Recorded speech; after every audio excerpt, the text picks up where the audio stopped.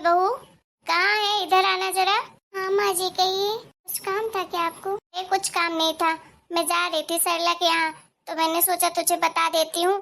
घर का काम धाम टाइम से कर लेना, नहीं तो तू काम कहाँ करती है। एक तो तुझे सोने से ही फुर्सत नहीं है, पता नहीं कितनी नींद लगती है तुझे। रात में भी सोती रहती है और दोपहर में भी सोती रहती है। माँ जी क्या करूँ, मैं खुद भी दोपहर में नहीं सोना चाहती हूँ, फिर भी मुझे नींद लगी आती है खाना खाने के बाद। हाँ हाँ, तुझे तो नींद के अलावा लगता ही क्या है, हाथ पैर तो चलते नहीं है काम के लिए, जब देखो तुझे सोना ही रहता है। चल ठीक है, अब जा थोड़ा सा काम धाम कर ले घर का, और फिर टाइम से खाना बना लेना। मैं 7 बजे तक आऊंगी, और खाने में आज कुछ अच्छा बना लेना। रोज वही सब्जी रोटी बनाती रहती है। ठीक है माँ जी, आप जो कहेंगी मैं वही बना दूंगी। आप बता दीजिए इस शाम के खाने में क्या बनाना है। अब ये भी मैं ही बताऊं, तुझे अपने पति की पसंद नापसंद नहीं पता है। जो तेरे पति को पसंद हो वही बना ले तू खाने में। मुझे तो पता है माँ जी कि राज जी को क्या पसंद है खाने में। मैंने सोचा कि आपको कुछ खाना होगा, इसलिए आप कह रही हैं। आप बता दीजिए आपको क्या खाना है, मैं आपके मनपसंद का बना दूंगी खाना। रहने दे, तू मेरी पसंद का मत बना, उसी के पसंद का बना दे, उतना ही काफी है। मेरा क्या है, मैं तो कुछ भी खा लेती हूँ। ठीक है माँ जी। और सुन, मेरे बेटे को खीर भी बहुत ज्यादा पसंद है, वो भी गुड़ वाली, तो तू खीर बना देना उसके लिए। ठीक है माँ जी। और हाँ, पूड़ियाँ पहले से ही मत निकाल लेना, जब मेरा बेटा आएगा तब उसके लिए गरम गरम पूड़ियाँ निकालना। जी माँ जी। चल अब मैं चलती हूँ सरला के यहाँ, फिर आती हूँ शाम को 7 बजे तक। तब तक घर का अच्छे से ख्याल रखना, कोई भी आए दरवाजे पर गेट मत खोलना। आजकल का जमाना बहुत खराब है, कोई भी कहीं भी आ जाता है। ठीक है माँ जी। माँ जी भी ना ऐसे ऑर्डर जमाती हैं कि जैसे मैं कोई इनकी नौकरानी हूँ। ऐसा लगता है जैसे मुझे ये सैलरी देती हूँ, ऑर्डर पे ऑर्डर दिए जाते हैं। बता कैसे रही हैं, कोई भी आए दरवाजा मत खोलना। ये मैं कोई छोटी बच्ची हूँ क्या कि मुझे समझ नहीं है किसी चीज की। इनको तो ऐसा लगता है जैसे मैं कोई पागल घर में बैठी हूँ। ये पढ़ी लिखी लड़की हूँ, घर में रहती हूँ, इसका मतलब ये नहीं कि मुझे कुछ नहीं पता है। खैर छोड़ो, ऑर्डर तो देना इनका काम ही है, कर भी क्या सकती हूँ। घर की बड़ी जो है तो माँ जी चली ही गई है, थोड़ी देर और सो लेती हूँ, उसके बाद शाम को खाना बनाऊंगी। वैसे भी मुझे टाइम ही कितना लगता है खाना बनाने में। चलो जल्दी से जाती हूँ, सो जाती हूँ, अभी तो कोई डिस्टर्ब करने वाला भी नहीं है घर में। अब क्या हो गया इन्हें। अम्मा जी, अरे बहू लड्डू रखे थे ना प्रसाद के, दे मैं लेती जाती हूँ सरला के यहाँ। उसके यहाँ प्रसाद नहीं दिया था ना मैंने, जब उसके घर जा ही रही हूँ तो मैं ही ले जाती हूँ उसका प्रसाद। ठीक है माँ जी। चलो अच्छा हुआ मुझे याद तो आ गया उसके प्रसाद का, नहीं तो मेरे घर में ही रखा रहता। ये लीजिए माँ जी प्रसाद, ला दे बहू। भगवान, अच्छा हुआ कि मैं सोई नहीं, नहीं तो आज तो फिर से डांट खा जाती इनकी। मुझे लगा ये पता नहीं क्यों वापस आ गई, अभी अभी तो गई थी। छोड़ो, अब तो चली ही गई है, मैं जाकर सो जाती हूँ। हाँ? ओह कितना टाइम हो गया। चल पायल उठ जल्दी से, नहीं तो माँ जी आएंगी तो बहुत डांट लगाएंगी। हो जाओ तो टाइम का पता ही नहीं चलता है। अच्छा हुआ मेरी नींद खुल गई, नहीं तो बहुत डांट मिलती। चलो जल्दी जल्दी मैं खाना बना लेती हूँ, आज खाना भी बहुत सारा बनाना है, वो भी स्पेशल खाना बनाना है सूरज जी के पसंद का। चलो खीर तो बन गई है, पनीर की सब्जी बना लेती हूँ, उन्हें बहुत पसंद है। अरे मम्मी का फोन। Hello mummy. हेलो बेटा, कैसी है तू? तो ठीक हूँ मम्मी, आप बताइए आप कैसी हैं? मैं भी बेटा ठीक हूँ। क्या हुआ मम्मी, आप परेशान सी लग रही हैं, आपकी आवाज इतने धीरे धीरे क्यों आ रही है? आपकी तबीयत नहीं ठीक है क्या? अरे नहीं बेटा, मेरी तबीयत ठीक है। मम्मी आप मुझसे झूठ तो नहीं बोल रही है ना? क्या हुआ है आपको, बताइए, घर में कुछ हुआ है क्या? नहीं बेटा कुछ नहीं हुआ है, आप झूठ क्यों बोलती हैं? अरे बेटा मुझे कुछ नहीं हुआ है, तो बता बेटा घर में सब बढ़िया है ना? कहाँ है तेरी सासू माँ? माँ जी तो अपनी सहेली के यहाँ गई है। क्यों, आप क्यों पूछ रहे हो उनके बारे में? वो बेटा मुझे थोड़ी बात करनी थी उनसे। उनसे क्या बात करनी है आपको? अरे बेटा मैं उनसे ये पूछना चाह रही थी कि अगर टाइम हो तो 10-15 दिन के लिए तुझे हमारे घर पे छोड़ देते।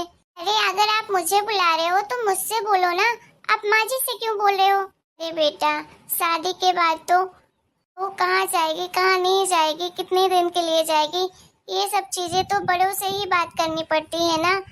आखिर वो तेरी सास है, वही तो बोलेंगी। उन्हीं के मन से तो तुझे चलना पड़ेगा।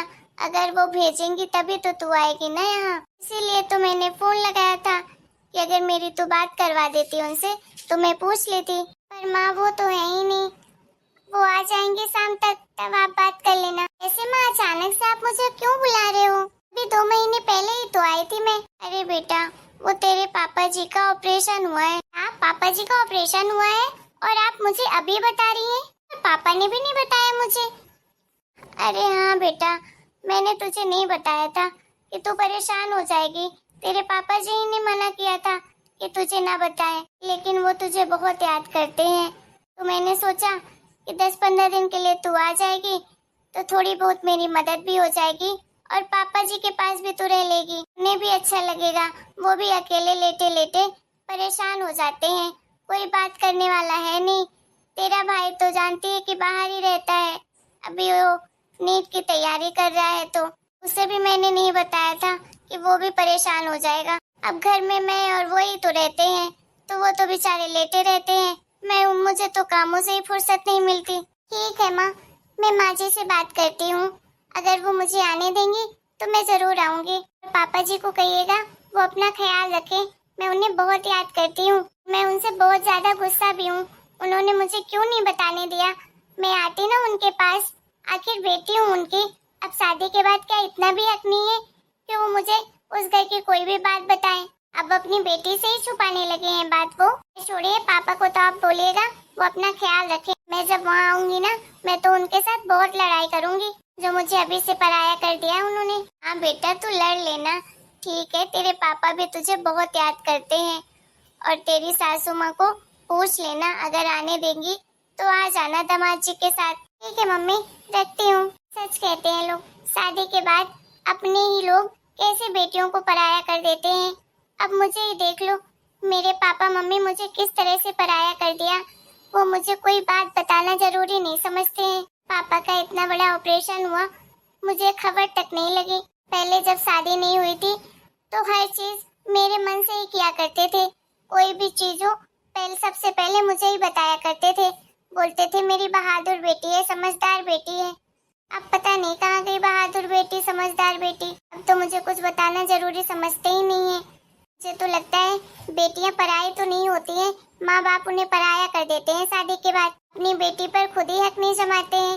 अरे कम से कम बताना तो चाहिए मुझे। बाहर जाऊंगी ना तो मैं तो बहुत लड़ाई करूंगी पापा से और बोल भी दूंगी कि अगर आप मुझे अपनी बेटी नहीं समझते हो ना, आप मुझसे प्यार अब नहीं करते हो ना, तो आज के बाद मैं भी कभी आपसे बात नहीं करूंगी और ना ही कोई अपनी चीज बताऊंगी आपको। अब पता नहीं माँ जी मुझे जाने भी देंगी कि नहीं, भगवान जाने।